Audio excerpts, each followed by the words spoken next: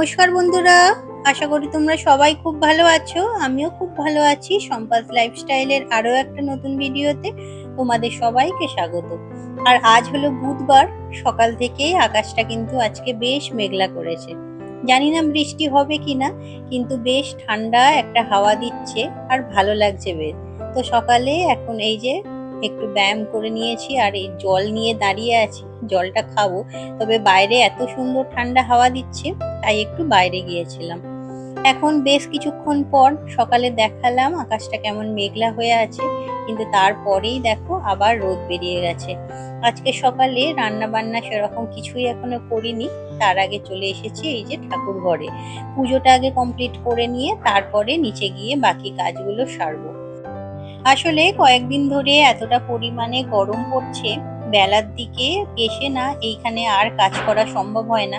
কারণ ছাদে এই জায়গাটা না একটু পরেই রোদ এসে যায়, আর রোদের মধ্যে বসে ঠাকুরের বাসন টাসন গুলো মাজতে পারি না। আর এমনিতেও তোমাদের আগে বহুবার বলেছি আমার ঠাকুর ঘরটা না প্রচন্ড গরম, তাই দুপুরের বেলাটা ঠাকুর ঘরে এসে পুজো করতে প্রচন্ড কষ্ট হয়। তাই সকালেই ভাবলাম পুজোটা আগে সেরে নিই, তারপরে নিচে গিয়ে রান্নাটা বসাবো। তবে কিছুটা কাজ আজকে নিচে করে এসেছি, তারপরে বাকিটা রান্না করব।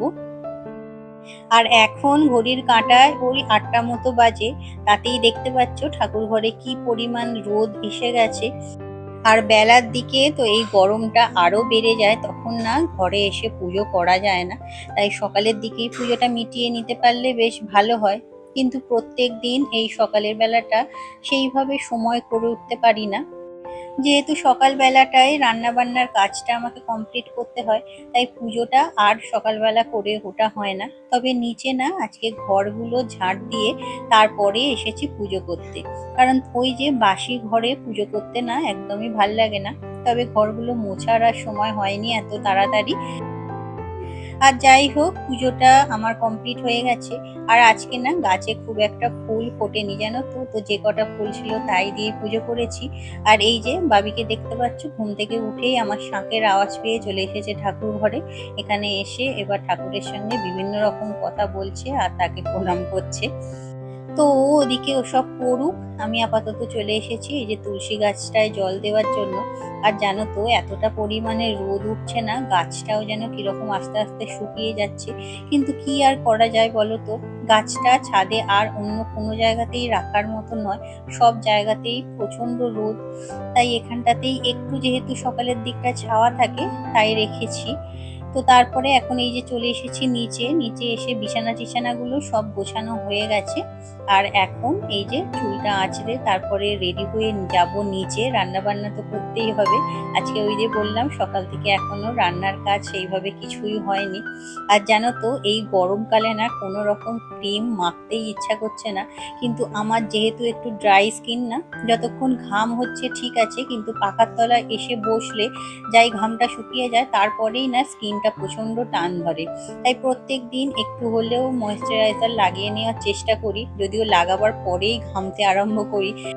কারণ ওই একটাই, প্রচন্ড পরিমাণে গরম। তো যাই হোক, চলো নিচে কাজকর্মগুলো এবার কমপ্লিট করি। আর এখানে রোদ দেখো, এ তো প্রত্যেক দিনেরই গল্প।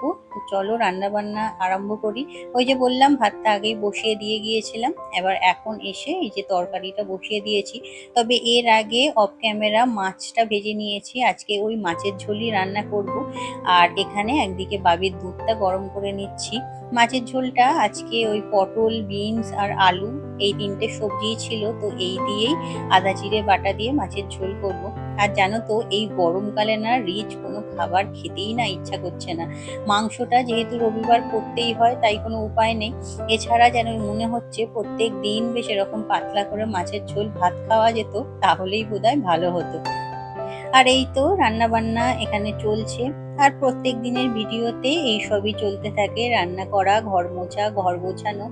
আসলে আমাদের গৃহিণীদের এইটাই প্রত্যেক দিনের কাজ। এর বাইরে অন্য কিছু দেখানো আমাদের পক্ষে সম্ভবই নয়। আসলে সেই সময়টুকুও আমাদের বেশিরভাগের কাছেই থাকে না। জানো তো, অনেকে আমার আত্মীয় স্বজন যারা আছে তারা মাঝে মাঝেই আমাকে বলে যে এই যে ঘর মোছা, ঘর ঝাড় দেওয়া, রান্না করা, বাসন মাজা, এই সব জিনিসগুলো ভিডিওতে দেখানোর কি আছে, আর এইগুলো ভিডিওর মাধ্যমে কেউ দেখবেই বা কেন? ফালতু এইসব কাজ কেন লোক দেখতে আসবে? তবে জানো তো, আমি একটা কথা তাদের সবসময়ই বলি যে এখনকার যুগে প্রত্যেকটা মেয়ের কাছে, প্রত্যেকটা বউয়ের কাছেই একটা স্মার্টফোন আছে। আর সেই স্মার্টফোনটা চালানোর জন্য খরচাও বেশ ভালোই হয়। তাই সবসময় টাইম পেলেই সেই ফোন চালিয়ে এটা ওটা দেখাচ্ছে। আমার মনে হয় সেই পয়সাটা খরচা করে যদি একটা কাজ করা যায়, যদি একটা উপার্জনের চেষ্টা করা যায়, সেটা তো অনেক বেশি ভালো, তাই না বলো? আমরা যারা ডেইলি ব্লগ করি বা যাদের রান্নার চ্যানেল আছে তারাও প্রত্যেক দিন আমরা কিন্তু এই ফোনটাকে বা ফোনের এই ডেটাটাকে আমরা কিন্তু একটা উপার্জনের মাধ্যম হিসাবে খরচ করছি। অন্তত চেষ্টা করছি কিছু একটা করার, কিছু একটা উপার্জন করার। আমরা কিন্তু ফোনটাকে বা ফোনের ডেটাটাকে কোনো টাইম পাস করার জন্য ব্যবহার করছি না। বরং আমরা যারা কাজ করি তারা প্রত্যেকেই জানি এইখানে কাজ করতে গিয়ে কিন্তু আমাদের পরিশ্রমটা অনেক বেশি হয়। এইটা না করলে এমন কিছুই কিন্তু ক্ষতি হয়তো কিছু হতো না, কিন্তু আমরা সেই সময়টাকে কিন্তু কাজে লাগাচ্ছি। হয়তো খুব সামান্য কাজগুলো দেখতে মনে হয়, আসলে আমাদের গৃহিণীদের এই কাজগুলোকে কোনোদিনই তো সেইভাবে মূল্য দেওয়া হয় না, কোনোদিনই সেইভাবে ভালো চোখে দেখা হয় না। তাই এটাকে কাজ হিসাবে বা উপার্জনের মাধ্যম হিসাবে ভাবতে অনেকেরই একটু হলেও কষ্ট হয়, আমি বুঝতে পারি। কিন্তু দেখো, আমরা সারাদিন সংসারের সমস্ত দায় দায়িত্ব পালন করে, সমস্ত কর্তব্য পালন করে, নিজেদের ফোনটাকে ইউজ করে আর নিজেদের ফোনের একটু ডেটা ইউজ করে আমরা কিন্তু সেটাকে আমাদের একটা পেশা হিসাবে ব্যবহার করছি। এটা তো খারাপ কিছু নয়। হয়তো সবার জন্য ইম্পর্টেন্ট এরকম কিছু জিনিস দেখাতে পারছি না, কিন্তু যেটা দেখাচ্ছি সেটাও তো আমাদের লাইফের একটা অংশ, তাই না বলো? আমি ভাবি এই যে প্রত্যেক দিন সন্ধে হলেই মানুষ টিভি খুলে বসে যায় সিরিয়াল দেখার জন্য, সেই সিরিয়ালগুলোতে এমন কি ইম্পর্টেন্ট জিনিস দেখায় তোমরা বলো তো? কিন্তু সেটাও তো কিছু মানুষের কাছে একটা পেশা, সেটাও তো অর্থ উপার্জনের একটা জায়গা। সেখানেও তো প্রত্যেক দিন ওই সাংসারিক ঝুট ঝামেলা, সাংসারিক অশান্তি, এইসবই দেখানো হয় এবং মানুষ সেগুলো মন দিয়ে সময় নষ্ট করে, পয়সা নষ্ট করে দেখে, কারণ সেটাও তাদের একটা ইন্টারেস্ট। তো আমরাও এই যে কাজগুলো করি, হয়তো অনেকের কাছে সেরকম কিছু আকর্ষণীয় মনে হয় না, কিন্তু আমার যারা ডেইলি ব্লগ করে তাদের ভিডিও দেখতে কিন্তু বেশ ভালো লাগে। যখন দেখি এই যে আমার সারাদিনের কাজকর্ম, আমার সারাদিনের জীবনযাত্রা, এর সঙ্গে আরো ৫ জন মেয়েরও জীবনটা একই রকম, দেখতে কিন্তু বেশ ভালো লাগে। এছাড়া অন্য একটা মেয়ে বা অন্য একটা ঘরের বউ যখন আমার থেকেও বেশ গুছিয়ে সুন্দর করে কাজ করছে বা ঘরদোর খুব সুন্দর করে গুছিয়ে রাখছে, সেটা দেখতেও খুব ভালো লাগে আর ইচ্ছা হয় সেই রকম ভাবে কাজ করতে। এটাও তো একটা এন্টারটেনমেন্ট, তাই না বলো? জানি না সবার কি মনে হয়, তবে আমার কিন্তু ডেইলি ব্লগ দেখতে খুব ভালো লাগে।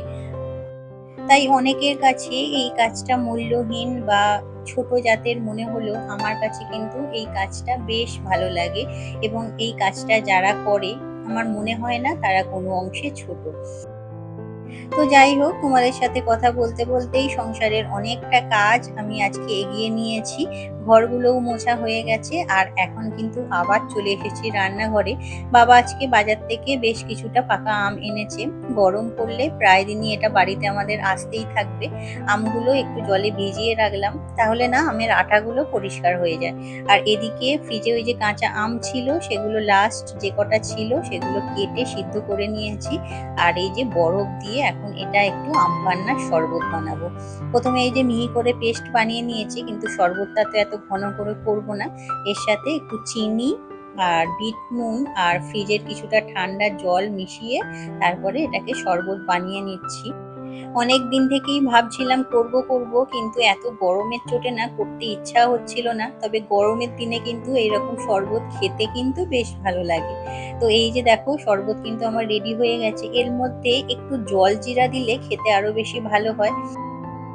তো যাই হোক, এখন হচ্ছে সন্ধেবেলা, এই যে একটু হালকা হলেও ঝিমঝিম করে একটু বৃষ্টি পড়ছে। বেশ ভালো লাগছে দেখে, কারণ অনেক দিন ধরে বৃষ্টির অপেক্ষায় আমরা বসেছিলাম। ওয়েদার যদিও খুব একটা ঠান্ডা হয়নি, তবে বৃষ্টিটা হচ্ছে দেখে বেশ ভালো লাগছে। তো এর সাথেই আজকের ভিডিওটা এখানে শেষ করলাম। আশা করছি তোমাদের ভালো লেগেছে। ভালো লাগলে একটা লাইক করে চ্যানেলটা সাবস্ক্রাইব করে দিয়ে পাশে থেকো। আবার দেখা হবে পরের ভিডিওতে। ততক্ষণের জন্য টাটা।